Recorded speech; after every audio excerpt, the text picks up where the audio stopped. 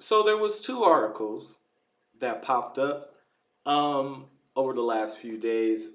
One from uh, Eurogamer and the other one from Game Informer. And the internet's getting really butthurt over these articles. And the reason why they're getting butthurt is because these are really positive Wii U articles.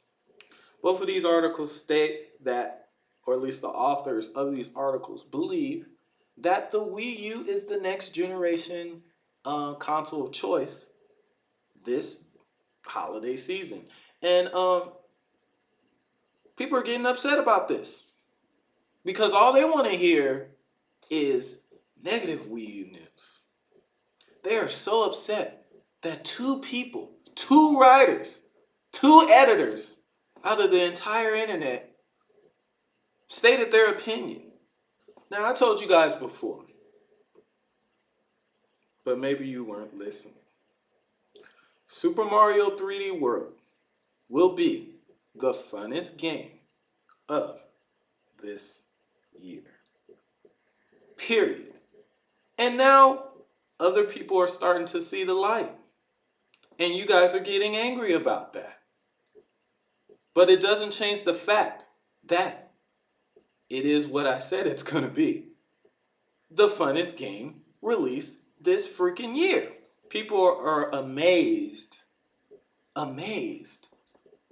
that someone would have a different opinion on video games than themselves. I've been studying and trying to figure out just how a nigga could be excited for a Mario game in 2013. Why not? We can't be excited for a Mario game in 2013 because... What now? Oh, because Mario's old. Because Mario's old. And they say, oh, Mario's been getting milked left and right. There's just so many Mario games out there. Which is funny, because actually, even if you count the Mario platformer spin-offs that's been on the home consoles, there hasn't really been more than 11 or 12. And that's going all the way back to 1983. But you don't believe me, I see. So let's go ahead and count all those milked Mario platformers, shall we? We have Super Mario Bros. 1, Super Mario Bros. 2, Super Mario Bros. 3, Super Mario World, Super Mario 64, Mario Sunshine, Mario Galaxy, Mario Galaxy 2, and 3D World, which hasn't been released yet. That's 9 games. But even if you count New Super Mario Bros. U and New Super Mario Bros. On the Wii, which are spin-offs, that's still 11 games. 11 Mario platformers since 1983. And you guys are telling me, oh, they're milking Mario till the cows come home. That's pretty funny. Because the last time I checked, Resistance was a pretty new franchise, correct? 3 of them niggas already in one generation. 3 Uncharted's in one generation. How many Halos came out this generation? 3? 4, counting the remake?